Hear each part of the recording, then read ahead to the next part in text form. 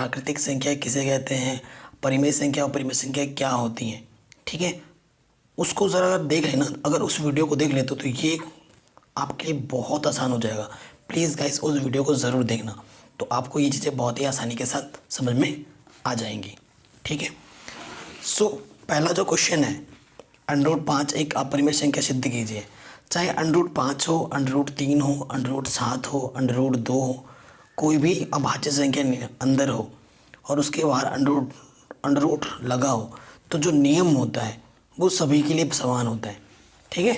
ये नहीं कि 2 के लिए अलग है तो 3 के लिए अलग होगा, ऐसा कुछ नहीं है।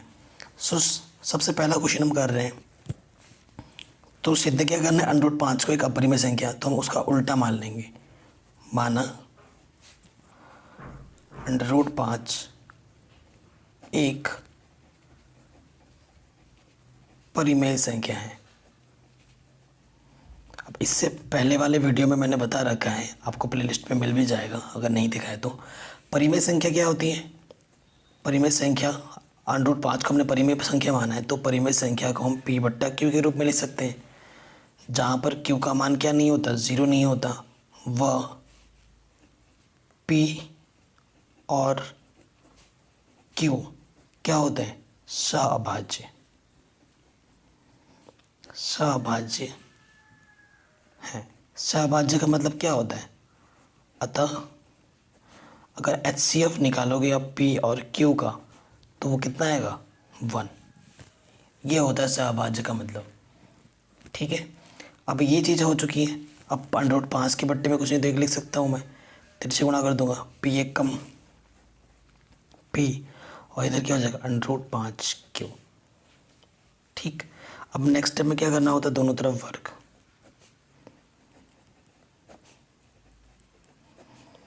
दोनों तरफ वर्ग करने पर, जब मैं दोनों तरफ वर्ग कर दूंगा तो P का वर्ग क्या हो जाएगा, P² √5Q का वर्ग।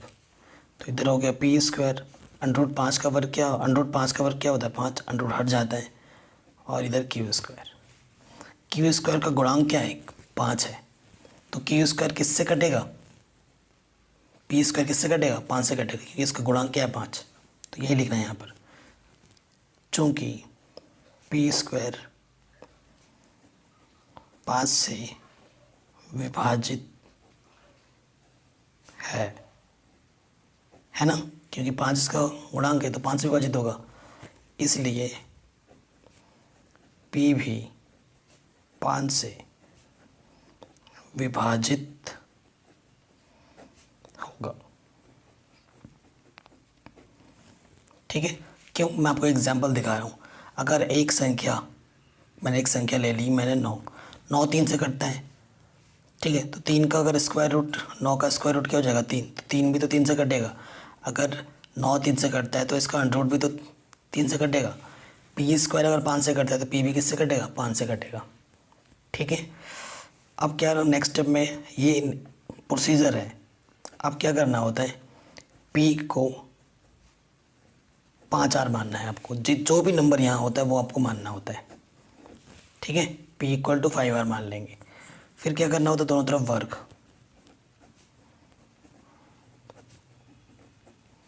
वर्ग करने पर जब वर्ग कर दूंगा तो इधर क्या हो जाएगा, P², 5 का वर्ग क्या हो जाएगा, 25, R का वर्ग R², ठीक है। P² का मान समीकरण 1 से मैं यहाँ पर रख सकता हूँ, रख दूंगा। P² का मान रखने पर, ठीक है, P² का मैं मान रखूँगा, तो यहाँ क्या रख दिया मैंने, 5Q², इधर क्या है 25 R², 5 इधर गुणे में इधर क्या हो जाएगा, बट्टे में, 5 बचे 25, तो Q² क्या आ गया, 5 R²।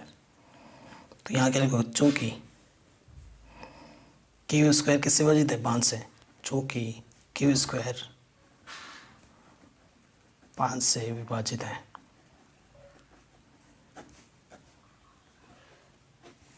इसलिए Q भी 5 से विभाजित होगा, ठीक है। पहले भी मैंने बताया तो देखो, अब जो हमारा परिमेय संख्या का जो कॉन्सेप्ट है, वो कॉन्सेप्ट क्या है?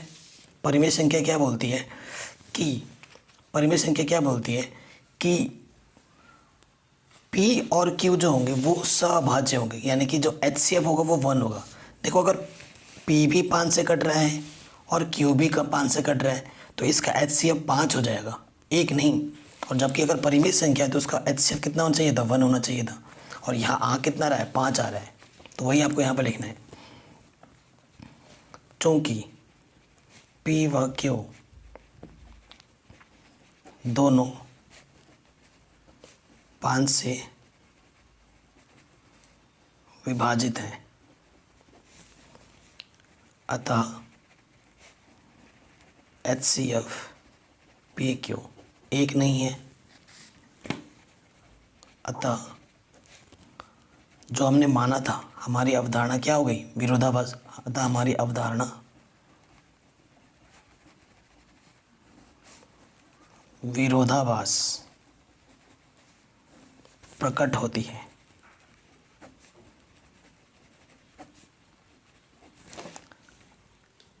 अर्थात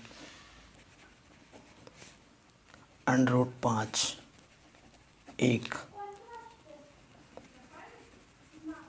अपरिमेय संख्या है। ये आपका आंसर हो जाएगा, ये आपने सिद्ध कर दिया। ठीक है, आपको ऐसे ही हर एक क्वेश्चन में करना होगा।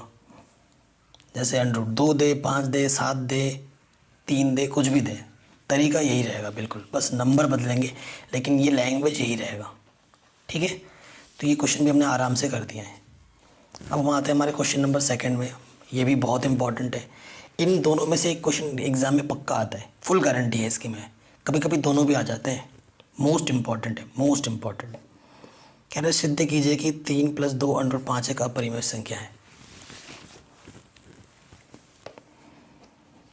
तो क्या करेंगे? माना 3 + 2 √5 उल्टा मान लेते हैं, एक परिमेय संख्या है। ठीक है, हमने क्या मान लिया कि ये एक परिमेय संख्या है। अर्थात अगर परिमेय है तो उसको हम क्या लिख सकते हैं? P/Q के रूप में लिख सकते हैं, जहाँ Q का मान क्या नहीं है? 0। व जो HCF होगा P और Q का, वो क्या होगा? 1 होगा। ठीक है, ये मेंशन करना बहुत ज़रूरी है। अब इस क्वेश्चन में पता है टाइम क्या होता है कि जो अंडर को होता है वो उसको एक तरफ रखना है, बाकी दुनियादारी को एक तरफ। तो ये 3 देखो क्या है? 3 एक परिमेय संख्या होती है, क्योंकि 3/1 लिख सकते हो। +3 उधर के क्या होगा? -3। देखो, ये एक परिमेय संख्या मानी है हमने, और ये भी परिमेय संख्या। परिमेय संख्या में से परिमेय संख्या घटाओ तो परिमेय संख्या आता है। परिमेय संख्या में परिमेय संख्या जोड़ोगे तो परिमेय संख्या। परिमेय संख्या में परिमेय संख्या से गुणा करोगे तो भी परिमेय संख्या। परिमेय संख्या में परिमेय संख्या से भाग दोगे तो भी परिमेय संख्या। ठीक है, 2 क्या है? परिमेय संख्या। यहाँ गुणे में जाके क्या हो जाएगा? बट्टे में।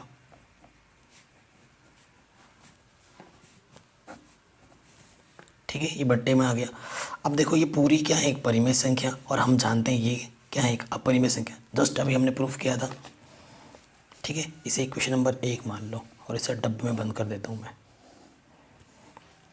ठीक है, अब मैं यहाँ लिखूँगा, चूँकि P/Q - 3 पूरे के बट्टे 2 एक परिमेय संख्या है, वह हम जानते हैं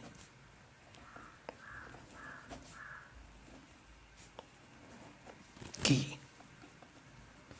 √5 एक अपरिमेय संख्या है। अर्थात देखो, अपरिमेय संख्या परिमेय संख्या के भी आपस में बराबर हो सकती है? बिल्कुल नहीं। अर्थात √5 बराबर नहीं होगा किसके? अर्थात जो हमने माना था स्टार्टिंग पे, वो क्या हो रहा है? विरोधाभास प्रकट हो रहा है। अतः हमारी अवधारणा विरोधाभास प्रकट विरोधाभास है। अतः 3 + 2√5 एक अपरिमेय संख्या है। बस आराम से हो गया ये क्वेश्चन भी आपका, ठीक है। बहुत ही आसानी से यही लैंग्वेज आपको इस टाइप के क्वेश्चन में लिखना पड़ेगा हर एक क्वेश्चन में, ठीक। वीडियो पर लाइक नहीं किया अभी तक तो प्लीज़ लाइक कर दो, क्योंकि आप भूल जाते हो बाद में। अब आते हैं नेक्स्ट क्वेश्चन, ठीक है। तीसरा क्वेश्चन 3 पार्ट्स हैं, तीनों पार्ट्स को मैं बहुत ही सिंपल तरीके से समझाऊंगा। तीसरा फर्स्ट पार्ट, तीसरे का फर्स्ट पार्ट, ठीक है। सो देखो मैं पहले ही इंग्लिश मीडियम की पूरी एनसीईआरटी ख़त्म करवा चुका हूँ, ठीक है। आप देख सकते हैं, अगर आप हिंदी मीडियम या आपका कोई भाई इंग्लिश मीडियम है तो उसको भी आप लिस्ट भेज सकते हैं, लिंक मैं दे दूँगा डिस्क्रिप्शन में। तो देखो अब इसमें भी वही उल्टा काम करना है। माना 1/2 √2 एक परिमेय संख्या है,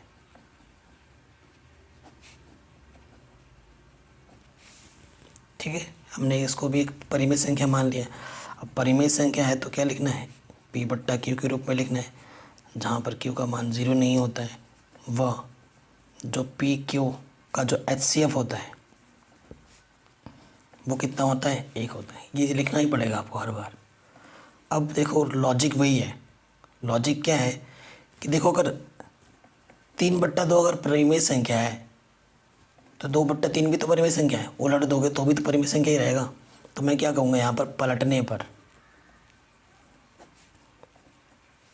ठीक है, व्युत्क्रम लेने पर, पलटने पर। सो यहाँ पर हो जाएगा √2 और यहाँ हो जाएगा Q/P। सो देखो Q/P एक परिमेय संख्या है और हम जानते हैं √2 एक क्या है, एक अपरिमेय संख्या। वही लैंग्वेज आपको दोबारा लिखनी है, चूँकि Q/P एक परिमेय संख्या है तथा हम जानते हैं कि √2 एक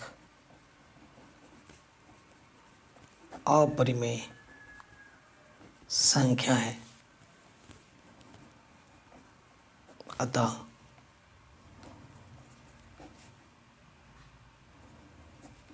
ये चीज़ कभी भी आपस में बराबर नहीं हो सकती। अभी जस्ट ऐसा क्वेश्चन किया था,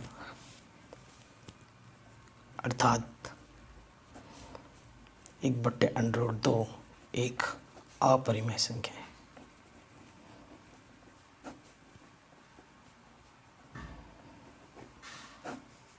ठीक है। अब ऐसे ही आपको इस प्रकार वाले क्वेश्चन में लिखना होगा। कितना आसान था, आराम से हो गया है ना। ये क्वेश्चन में हमने आराम से कर लिया है। नेक्स्ट क्वेश्चन इसका सेकंड पार्ट है 7√5। देखो ये क्वेश्चन भी ऐसे ही होगा, लैंग्वेज यही लिखना है, मैं डायरेक्ट कर दे रहा हूँ। 7√5 को भी आप क्या मानोगे, P/Q, जहाँ Q का मान 0 नहीं होगा। वह जो HCF होगा P और Q का वो कितना होगा, 1 होगा। ये लिख दोगे। फिर लॉजिक वही है, √2 को एक तरफ रखना है, बाकी सबको एक तरफ ले जाना है, क्योंकि 7 एक क्या है, परिमेय संख्या। यहाँ √5 रहेगा और यहाँ क्या जाएगा, गुणे में 7, गुणे में इधर के बट्टे में आ गया। ये क्या है, एक परिमेय संख्या, ये क्या है, एक अपरिमेय संख्या। ये कभी भी आपस में बराबर नहीं होती। फिर से वही लैंग्वेज लिख दोगे। हम जानते हैं P/7Q परिमेय संख्या है तथा हम जानते हैं √5 एक अपरिमेय संख्या है, अर्थात समीकरण एक विरोधाभास प्रकट होती है। ठीक है, अर्थात 7√5 एक क्या हो जाएगी, अपरिमेय संख्या। ठीक है, तो ये क्वेश्चन भी हमारा आराम से बन गया। अब आ जाओ क्वेश्चन नंबर 3 पे, लास्ट 6√2। ये भी वैसे होगा, ये 6√2 है, इसको क्या लिखोगे, कैसे करेंगे। माना 6 + 2 एक परिमेय संख्या है। परिमेय संख्या तो P/Q के रूप में लिखी जाती है, जहाँ पर Q का मान क्या नहीं होगा, 0 नहीं होगा। वह जो HCF होगा P और Q का वो क्या होगा, 1 होगा। अब ये प्लस मैंने बोला था अंडर रूट को एक तरफ रखना, बाकी दुनियादारी एक तरफ। प्लस का है, इधर आके क्या हो जाएगा माइनस का। पी बट्टा क्यू परिमेय संख्या है, 6 भी परिमेय संख्या है। परिमेय संख्या से परिमेय संख्या घटेगा तो परिमेय संख्या है, तो ये पूरा परिमेय है, ये अपरिमेय है, कभी बराबर नहीं होगा। वही लैंग्वेज लिख दोगे, चूँकि पी बट्टे क्यू -6 एक परिमेय संख्या है तथा हम जानते हैं कि √2 एक अपरिमेय संख्या है।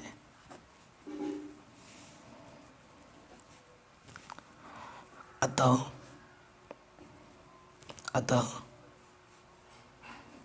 P बट्टा Q -6 बराबर नहीं होगा √2 के, अर्थात लास्ट में वही लिख देंगे, अर्थात 6 + √2 एक अपरिमेय संख्या है।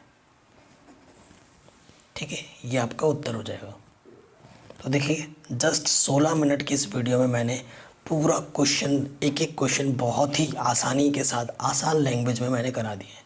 पूरा प्रश्नावली 10.3 class 10th mathematics chapter real numbers, वास्तविक संख्याएं। वास्तविक संख्याएं के इस प्रश्नावली को 1.3 को हमने आराम से कर दिया है। ठीक है, सो वीडियो अच्छी लगी तो प्लीज़ लाइक करो, शेयर करो, चैनल पर नए हो तो नोटिफिकेशन बेल को ज़रूर प्रेस करो। Thank you.